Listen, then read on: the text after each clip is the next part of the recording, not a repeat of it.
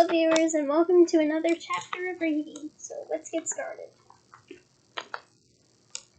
Chapter 4. The Leaky Cauldron. It took Harry several days to get used to his strange new freedom. Never before had he been able to get up whenever he wanted or eat whatever he fancied. He could even go to wherever he pleased as long as it was in Diagon Alley. And as this long, cobbled street was packed with the most fascinating wizard shops in the world, Harry felt no desire to break his word to budge and stray back into the Muggle world. I mean, if I were Harry, I wouldn't stray from that desire either. The wizard world is just so fascinating, you have to keep coming back to it, you know? Harry ate breakfast each morning in the Leaky Cauldron, where he liked watching the other guests, funny little witches from the country up for a day's shopping,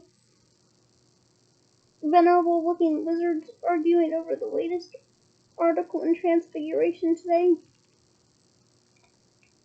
wild-looking warlocks, raucous dwarves, and ones looked suspiciously like a hag who ordered a plate of raw liver from behind a thick-blown baklava. Ugh. Yuck. Who would eat liver? That's just, no. No. It's just gross. But I can say that breakfast at the Leaky Cauldron is amazing. The pancakes are to die for.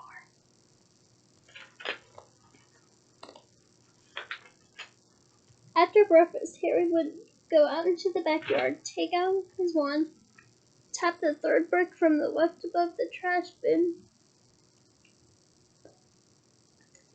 and stand back as the archway into Diagon Alley opened the wall. Harry spent the long sunny days exploring the shops and eating under the brightly colored umbrellas outside cafes, where his fellow diners were showing one another their purchases. It's a lunarscope, oh boy, and we're messing around with moon charts, see? A lunarscope actually sounds handy. I'm a little bit of an astronomy buff.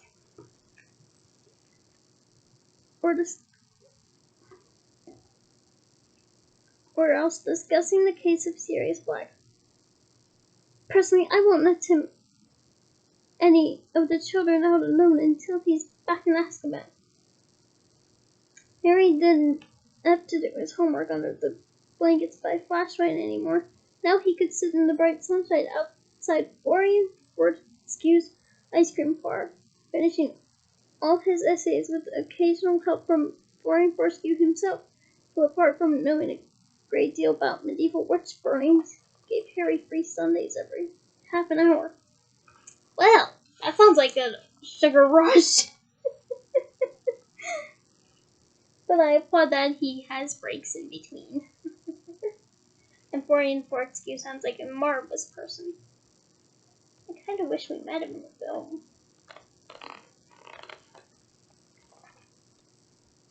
Once Harry had refilled his money bag with gold galleons, silver sickles, and bronze snuff from his vault at Gringotts, he had to exercise a lot of self-control not to spend the whole lot at once. He had to keep reminding himself that he had 5 years to go at Hogwarts and how it would feel to ask the Dursleys for money for spell books to stop himself from buying a handsome set of solid gold gobstones, a wizarding game rather like marbles in which the stones squirt a nasty smelling liquid into the other player's face when they lose a point.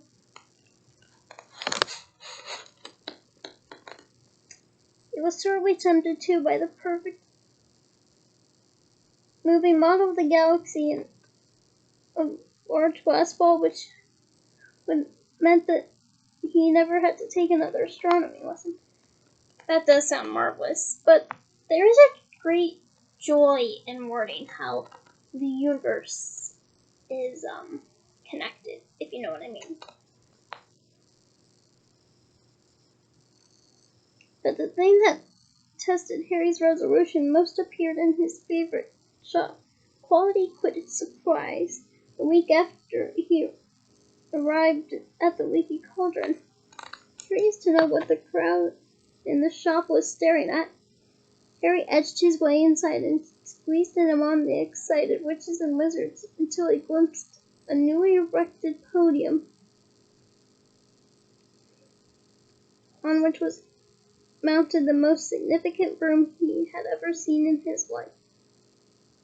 Just came out, prototype, a square-jawed wizard was telling his companion. It's the bestest broom in the world, isn't it, Dad? Squeaked a boy younger than Harry who was swinging off his father's arm.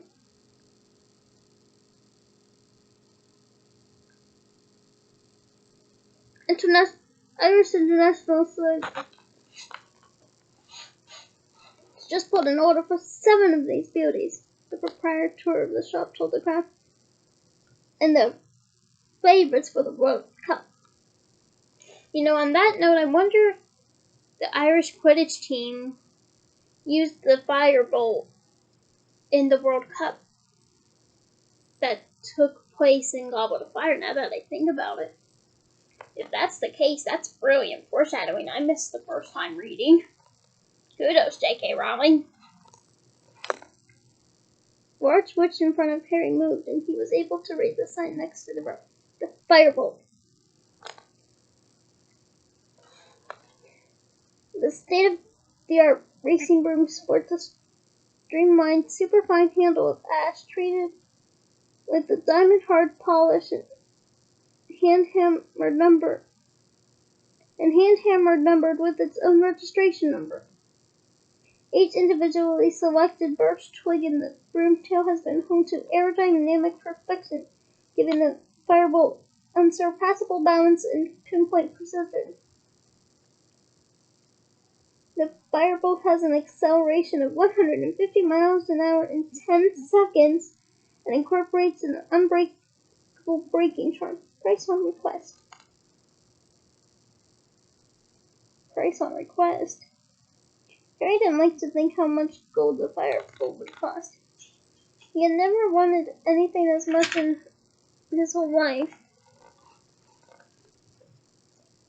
but he had never lost a Quidditch match on his Nimbus 2000, and what was the point of emptying his Gringotts vault for the firebolt when he had a very good broom already? Harry didn't ask for the price, but he returned almost every day after that just to look at the firebolt.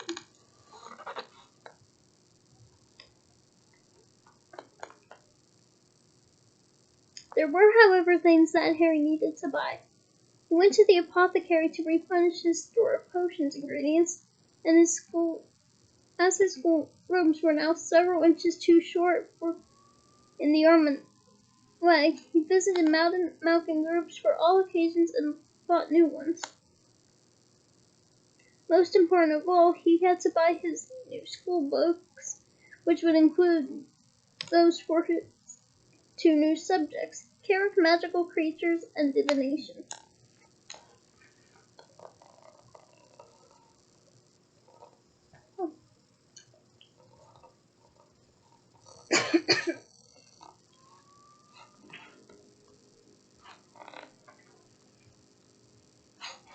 Harry got a surprise as he looked at the bookshop window. Instead of the usual display of gold embossed books the size of paving swabs, there was a large iron cage behind the glass that held about 100 copies of the Monster Book of Monsters. Torn pages were found everywhere as the books grappled with each other, left together in furious wrestling matches and snapping aggressively. Harry pulled out his book out of his pocket and consulted it for the first time. The Monster Book of Monsters was listed under as the required book for Care of Magical Creatures. Now Harry understood what Hagrid had said would come in useful. He felt relieved. He had been wondering whether Hagrid wanted help with some terrifying new pet.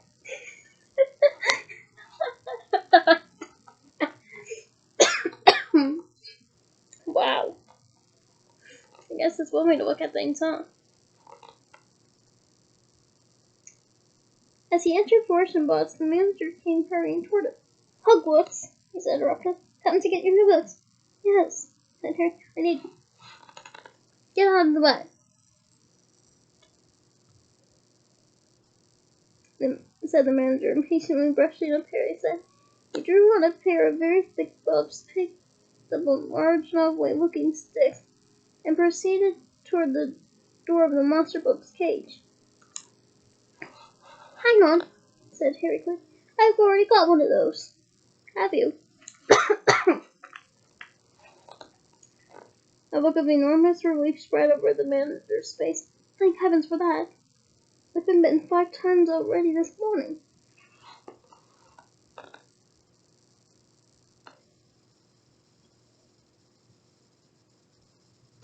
A loud ripping noise rent the air. 2 of the monster books had seized a third and were pointed apart. Stop it! Stop it! Cried the manager, poking the walking stick through the bars and knocking the books apart. I'm never stalking them again. Never! It's been bedlam! I thought we'd seen the worst when we bought 200 copies of the Invisible Book of Invisibility. It cost a fortune. And we never found them. Well, is there anything else I can help you with? Yes, said Harry, looking down his book list. I need Unfolding the Future by Cassandra Blavatsky.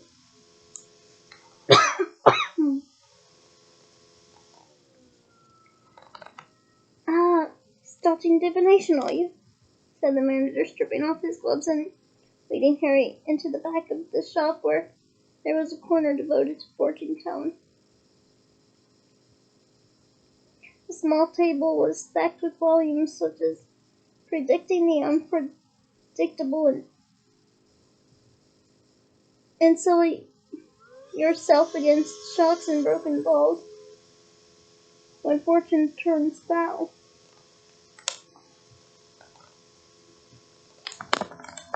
Here you are, said the manager, who had climbed up a set of steps to take down a thick, black-bound book. Unfolding the Future. A very good guide to all your basic fortune-telling methods. Palmistry, crystal balls, birdie trails. But Harry wasn't listening. His eyes had fallen on another book, which was a mounted display on a small table. Death Omens. What to do when you know the worst is coming. I mean, that kind of would be a little handy, I guess. Because it would help, I imagine it would help others feel more at peace with the loss when it comes. But at the same time, I'm not entirely sure.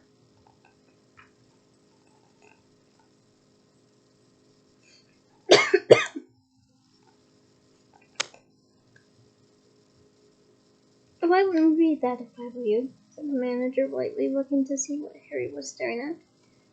You'll start seeing death omens everywhere. It's enough to frighten anyone to death. But Harry continued to stare at the front cover of the book, and showed a black dog, large as a bear with gleaming eyes. It looked oddly familiar.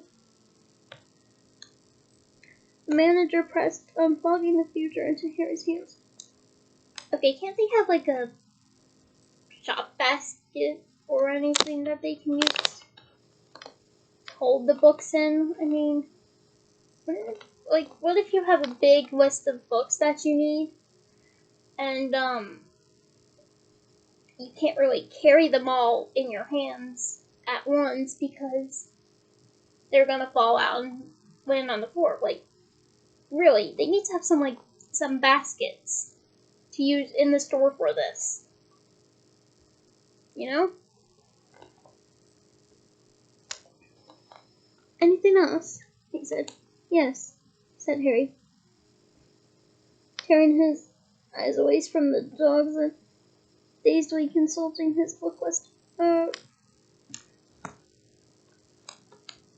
need intermediate transfiguration and the standard book of spells grade 3.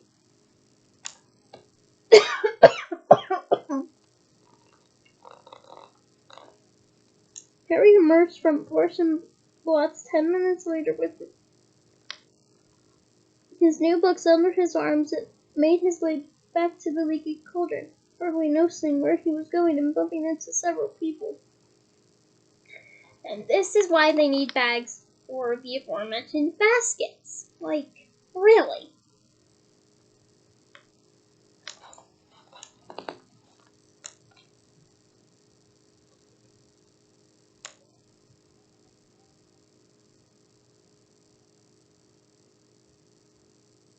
He tramped up the stairs to his room,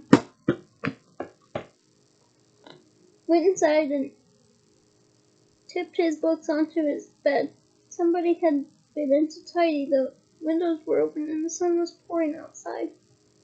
Harry could hear the buses rolling by in the unscreen. Oops. Unseen, not unscreen. Whoops.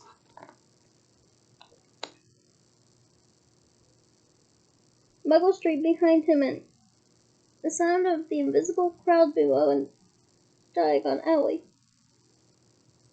He caught sight of himself in the mirror over the basin. It can't have been a death omen, he told his reflection quietly. I was panicking when I saw the thing in Magnolia Crescent. It was probably just a stray dog. He raised his hand automatically and tried to make his hair lie flat.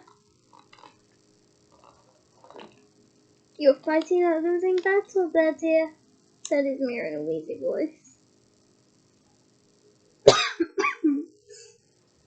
Okay, I don't know about any of you, but a mirror that talks back to me would be a mixture of brilliant and embarrassment. But that's what I think. I don't know about you guys. As the day slipped by, Harry started looking wherever he went for a sign of Ron and Hermione. Plenty of Hogwarts students were arriving in Diagon Alley now with the start of term so near. Harry met Seamus Finnegan and Dean Thomas, his fellow Gryffindors. Dude, Ron and Hermione are Gryffindors too! Where is the logic in this? Dying! In Quality Quidditch Surprise, where they too were arguing the firebolt, he also ran into the real Neville Longbottom. Oh, that was funny. A round-faced, forgetful boy outside Fortune Box. Harry didn't stop to chat. Neville appeared to have mislaid his book list and was being told off by his very formidable-looking grandmother. Harry hoped she never found out that he pretended to be Neville while on the run from Mr. Magic. Yeah, I would hope that too, honestly. I also kind of wish we met Augusta Longbottom in the films. Harry woke on the last day of the holidays, thinking that he would at least meet Ron and Hermione tomorrow on the Hogwarts Express. He got up dressed, went for a fast look at the firebolt, and was just wondering where he'd have lunch when someone yelled his name in front. Harry! Harry! There they were, both of them sitting outside 4 ice cream farm. Ron looking incredibly freckly, Hermione very brown, both waving frantically at him. Finally, said Ron, grinning as he sat up. We went to the leaky cauldron, but they said you left. And we went to Flourish and Thoughts, Madame Malkin's, and I got all my school stuff last week, Harry explained. And how could you know I'm staying at the Leaky Cauldron? Dad, said Ron. So, boy, Mr. Weasley, who worked at the Ministry of Magic, would, of course, have heard the whole story of what happened to Aunt Marge. Excuse me. Did you really blow up your aunt, Harry? Said Hermione in a very serious voice. I didn't mean to, said Harry, while Ron roared with laughter. I just lost control. It's not funny, Ron, said Hermione sharply. Honestly, I'm amazed Harry wasn't expelled. So am I, admitted Harry. Forget expelled. I thought I was going to be arrested. He looked at Ron. Your dad doesn't know why Bud let me off, does he? Probably because it's you, isn't it? Shrugged Ron, still chuckling. Famous Harry Potter and all that. I'd hate to see what the Ministry do to me if I blew up in it. Mind you, they'd have to dig me up first because Mum would have killed me. I mean, that does sound like a Molly thing to do. Anyway, you can ask Dad yourself this evening. We're staying at the Leaky Cauldron tonight too, so you can come to King's Cross with us tomorrow. Hermione's there as well. Hermione nodded, beaming. Mum and Dad dropped me off this morning with all my Hogwarts things. Excellent, said Harry happily. So have you got all your new books and stuff? Look at this, said Ron, pulling out a long thin box out of a bag and opening it. Brand new wand, 14 inches, willow, containing one unicorn tail head. And we've got all our books. He pointed at a large bag under his chair. What about the monster books, eh? The assistant nearly cried when we said we wanted two.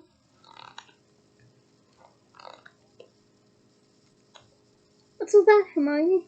Harry asked, pointing not at one, but three bulging bags in the chair next to her. Well, I'm taking more subjects than you, aren't I? Said Hermione. These are my books for arithmetic, magical creatures, divination, study of ancient runes, Muggle studies. The ancient runes actually sounds more appealing to me.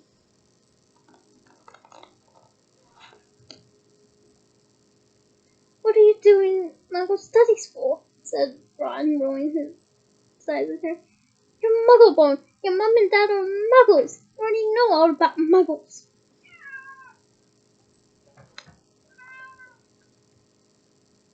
But it'll be fascinating to study them from the wizarding point of view. That actually makes a valid argument, said Hermione earnestly. Are you planning to eat or sleep at all this year, Hermione? Asked Harry while Ron snickered. Hermione ignored him. I've still got 10 galleons, she said, checking her purse. It's my birthday in September, and Mum and Dad gave me some money to get myself an early birthday present. True, her birthday is September 19th, 1979. You're welcome.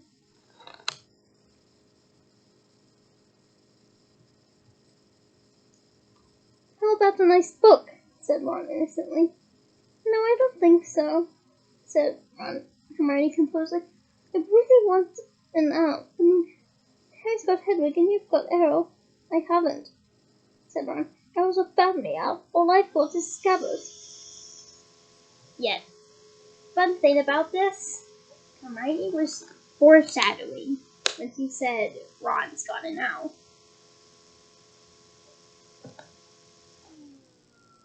Just playing.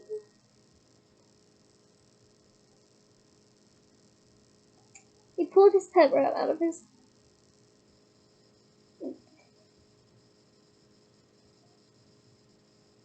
All I've got is Scabbers. He pulled his pet rat out of his pocket, and I want to get him checked over, he added, placing Scabbers on the table in front of him. I don't think Egypt agreed with him.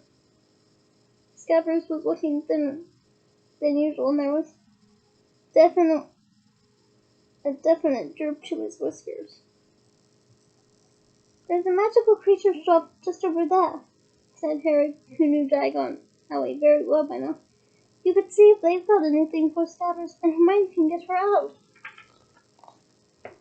So they paid for their ice cream and crossed the street to the magical menagerie. There wasn't much room inside. Every inch of wall was hidden by cages. It was smelly and very noisy because the occupants of these cages were all squeaking, squawking, jabbering, or hissing. The witch behind the counter was already advising the wizard on the care of double-ended newts. So Harry, Ron, and Hermione waited, examining the cages.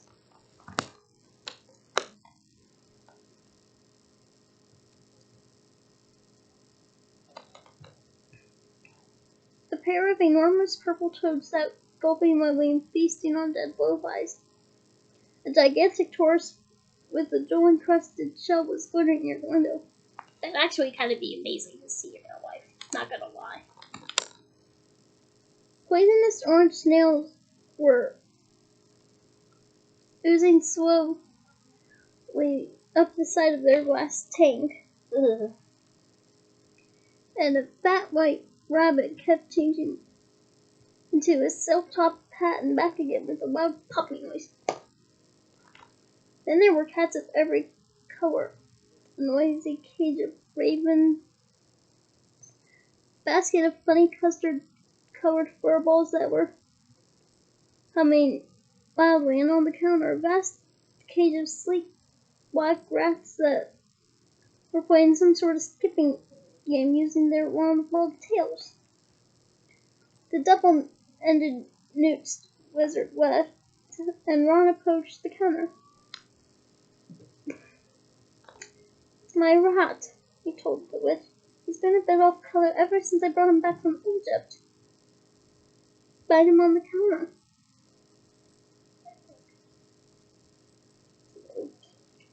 "Bite him on the counter," said the witch, pulling a pair of heavy black spectacles out of her pocket.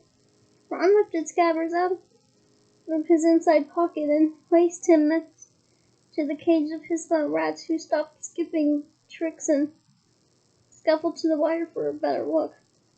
Like everything Ron owned, Scabbers the rat was second-hand.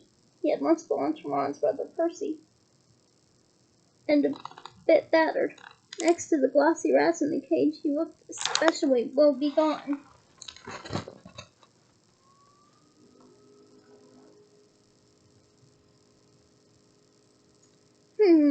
Said the witch, picking up Scabbers. "How old is this rat?" "Don't know," said Ron. "Quite old. He used to belong to my brother." "What powers does he have?" said the witch, examining Scabbers closely. The truth was that Scabbers had never shown the faintest trace of interesting powers. The witch's eyes moved from Scabbers' tattered left ear on to his front paw, which had a toe missing, and tutted loudly. "He's been through the mill, this one," she said. "It was like that when Percy gave him to me," said Ron defensively. "And an ordinary common garden rat like this can't be expected to live longer than 3 years or so. Now, if you're looking for something with a bit more hardware, you might like one of these." She indicated the black rats, who promptly started skipping again. Ron muttered, "Show-offs." "Well, if you don't want a replacement, you can try this rat tonic," said the witch, reaching under the counter and bringing out a small red bottle. "Okay," said Ron. "How much? Ouch!" Ron buckled as something more huge and orange came from soaring from the top of the highest cage, landed on his head, and then propelled itself spinning madly at Scabbers.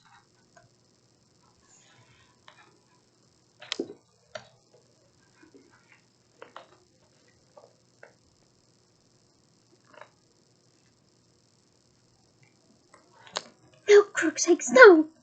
cried the witch, but Scabbers shot from between her hands like a bar of soap, landed splayed leg on the floor, and then scampered out for the door.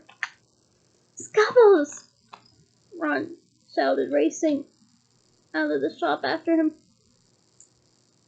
Harry followed. It took them nearly 10 minutes to catch Scabbers, who had taken refuge under a waste paper bin outside Quality Quidditch Supplies. Ron stuffed the trembling rat back into his pocket and strained up, massaging his head. What was that? It was either a very big cat or quite a small tiger, said Harry. Where's Hermione? Probably getting her out. They made their way back up to the crowded street to the magical menagerie. As they reached it, Hermione came out, but she wasn't carrying now. Her arms were clamped tightly around the enormous ginger cat. Yeah. I know. This Crookshanks. I know, I'm sorry.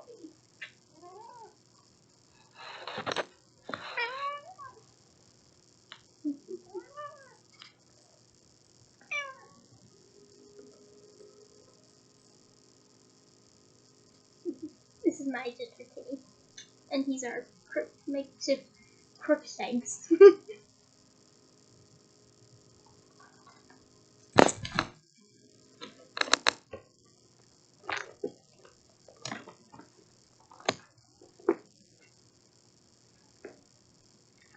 You bought that monster? Said Ron, his mouth hanging open. He's gorgeous, isn't he? Said Hermione, glowing. That was a matter of opinion, thought Harry. The cat's ginger fur was thick and fluffy, but it was definitely a bit bow-legged and had its face looked grumpy and oddly squashed as though it had run headlong into a brick wall. Now that Scabbers was out of sight, however, the cat was purring contentedly in Hermione's arms. Hermione, the thing nearly scalped me, said Ron. You didn't mean to, did you, Scab? Crookshanks, said Hermione. And what about Scubbles? Said Ron, pointing at the lump in his chest pocket. He needs rest and relaxation. How is he going to get it with that thing around? That reminds me, you forgot your red tonic, said Hermione, slapping the small red bottle into Ron's hand. And stop worrying. Crookshanks will be sleeping in my dormitory and Scabbers in yours. What's the problem? Poor Crookshanks. The witch said he'd been in there for ages. No one wanted him. I wonder why, said Ron sarcastically as they set off toward the leaky cauldron. They found Mr. Weasley sitting in the bar reading the Daily Prophet. Harry, he said, smiling as he looked up. How are you? Fine, thanks, said Harry as Ron and Hermione joined Mr. Weasley with all their shopping.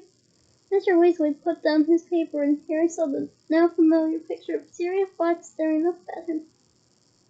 They still haven't clipped him then? He asked. No, said Mr. Weasley, looking extremely grave. They've pulled off us off all our regular. They've pulled all of us off our regular jobs at the ministry to try and find him, but no luck so far.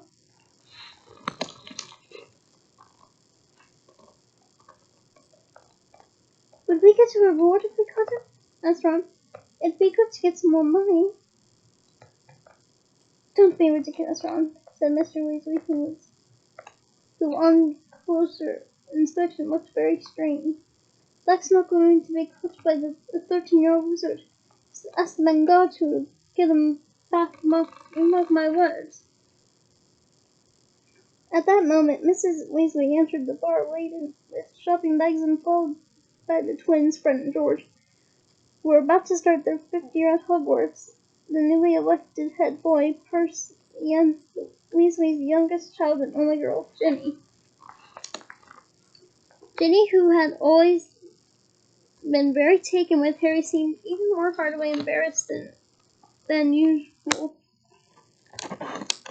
when she saw him. Perhaps he Perhaps because he saved her life during the previous year at Hogwarts. She went very red and muttered, "Hello," without looking at him. Percy, however, held out his hand solemnly and as though he and Harry had never met and said, "Harry, how nice to see you." "Hello, Percy," said Harry, trying not to laugh. "I hope you're well," said Harry, pompously shaking hands. It was rather like being introduced to the mayor. "Very well, thanks." "Harry," said Fred Elf, pulling Percy out of the way and bowing deeply. "Simply splendid to see you, old boy." "Marvelous," said George, pushing Fred aside and seizing Harry's hand in hers. "Absolutely spiffing," Percy scowled. "That's enough now," said Mrs. Reed. "Mom," said Fred as though he only just spotted her and seizing her hand too. "How really hoping to see you."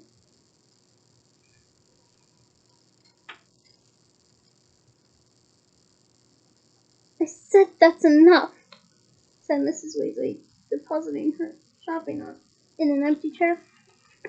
"Hello, Harry, dear. I suppose you've heard our exciting news?" He pointed to the brand new silver badge on Percy's chest. "Second head boy in the family," he said, swelling with pride. "And last," muttered Fred under his breath.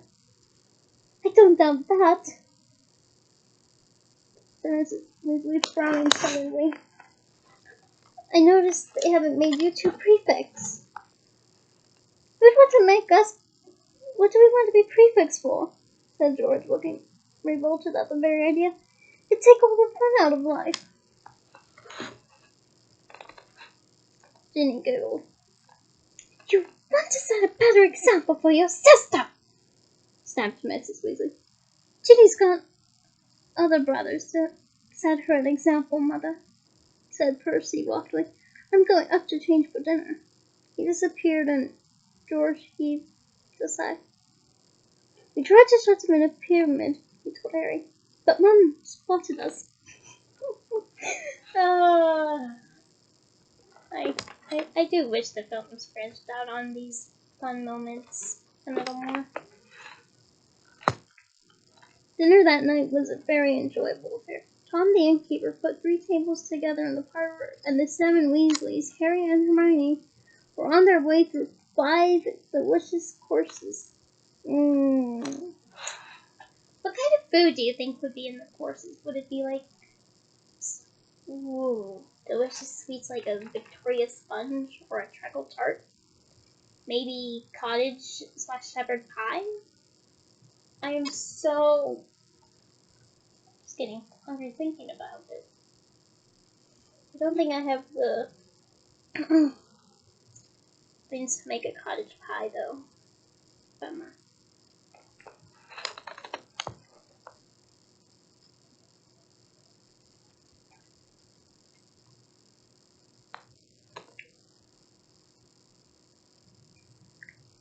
"How are we getting into King's Cross tomorrow, Dad?" asked Fred as they dug into a scrumptious chocolate pudding. I'll take vanilla over chocolate. I mean, don't get me wrong, I love chocolate, but when it comes to pudding, I'm just not too keen on it, you know? "The Ministry's providing a couple of calls," said Mr. Weasley. Everyone looked up at him. "It's why?" said Percy curiously. "It's because of you, Poss," said George seriously. "And there'll be little flags on the hoods with HB on them." "For humongous big heads," said Fred. Everybody except Percy and Mrs. Weasley snorted into their pudding. I mean, it's not hard to see why they snorted in their pudding. It is rather funny.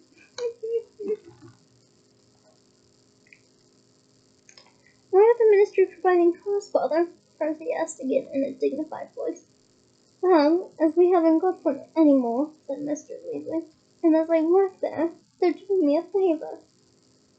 His voice was casual, but Harry couldn't help noticing that Mr. Weasley's ears had gone red, just like Ron's did when he was under pressure. Good thing, too, said Mrs. Weasley briskly. Do you realize how much luggage you all got between you? A nice sight, and you'd be on the Muggle Underground. You're all packed, aren't you?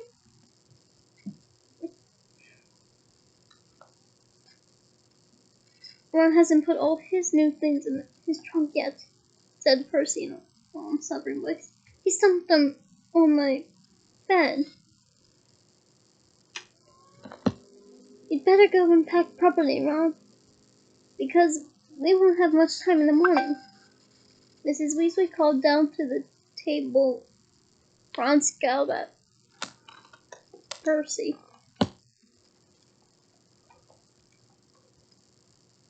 After dinner, everyone felt very full and sleepy.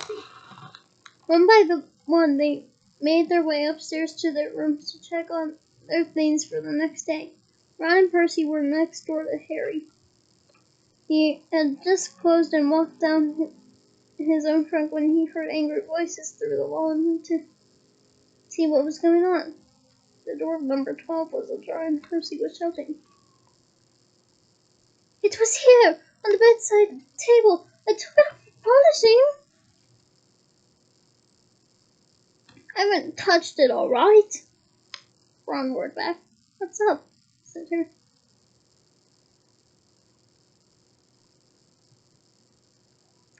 My head boy badge is gone, said Percy, rounding on Harry. So is Scabbers' rat tonic, said Ron, throwing things out of his trunk to look. I think I might have left it in the bar. You're not going anywhere till you find my badge, yelled Percy. I'll get Scabbers' stuff unpacked, Harry said to Ron, and he went downstairs. Harry was halfway along the passage to a bar, which was now very dark, when he heard another pair of angry voices coming from the parlor. A second later, he recognized them as Mr. and Mrs. Weasley's. He hesitated, not wanting them to know he heard them arguing, when the sound of his own name made him stop. They moved closer to the parlor door. Ain't no sense not to tell him, Mr. Weasley was saying heatedly. Harry's got the right to know. I've tried to tell Fudge, but he insists on treating Harry like a child. He's 13 years old, and Arthur, the truth would terrify him, said Mrs. Weasley shrilly. Do you really want to send Harry back to school with that hanging over him? For heaven's sake, he's happy not knowing. I don't want to make him miserable. I want to put him on his guard, retorted Mr. Weasley. You know what Harry and Ron are like, wandering off by themselves. They even ended up in the Forbidden Forest. But Harry mustn't do that this year. When I think what could have happened to him that night he ran away from home, if the night bus hadn't picked him up, I'm prepared to bet he would have been dead before the Ministry found him. But he's not dead. He's fine. So what's the point? Molly, they say Sirius Black's mad, and maybe he is, but maybe he was clever enough to escape Azkaban, and what that's supposed to be impossible. It's been a month and no one's hide no hair of him, and I don't care what Fudge keeps telling the Daily Prophet. We're no nearer catching Black than inventing self-spelling wands. The only thing we know for sure is what Black's after. But Harry would be perfectly safe at Hogwarts. We thought Azkaban was perfectly safe. If Black can break out of Azkaban, he can break into Hogwarts. Foreshadowing. But no one's really sure that Black's after Harry. There was a thud on wood.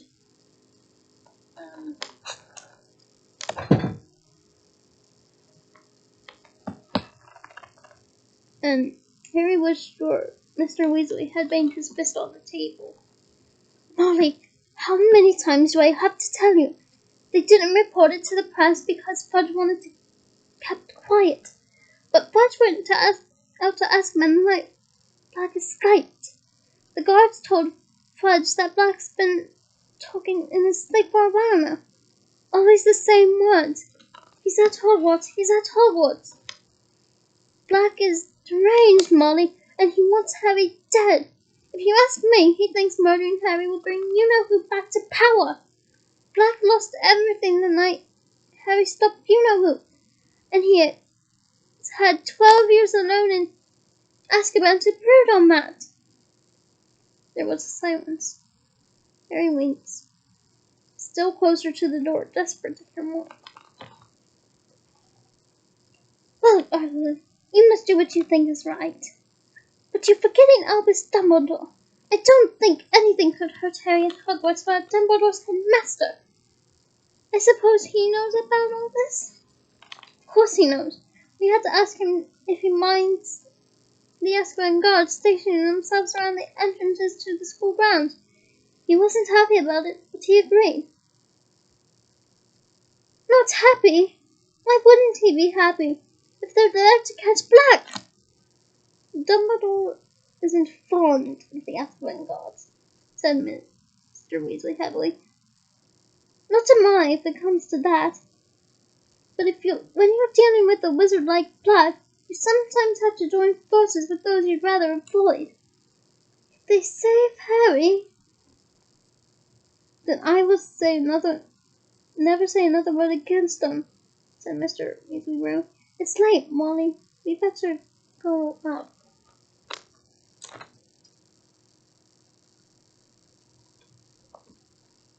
Harry heard the chairs move. As quietly as he could, he hurried down the passage to the bar and out of sight. The parlor door opened, and a few seconds later footsteps told him that Mr. and Mrs. Weasley were climbing the stairs. The Battle of Rat Tonic was lying under the table they had sat at earlier. Harry waited until he heard Mr. and Mrs. Weasley's bedroom door close, then headed back upstairs with the bottle.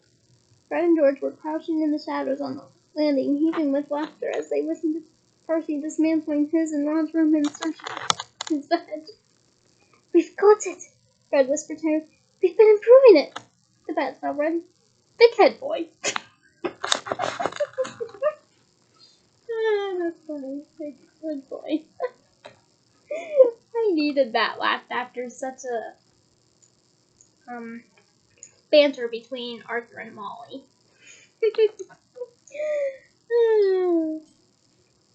Harry forced a laugh. Well, I didn't force mine. Mine was genuine. Went to give Ron the rat tonic, then shut himself in his room and lay down in his bed. So Sirius Black was after him. That explained everything. Fudge had been lenient with him because he was so relieved to find him alive. He made Harry promise to stay in Diagon Alley, where there were plenty of wizards to keep an eye on him. And he was sending 2 ministry cars to take them all to the station tomorrow, so that the Weasleys could look after Harry until he was on the train. Harry lay listening to the muffled shouting next door and wondered why he didn't feel more scared. Sirius Black had murdered 13 people with one purse. Mr.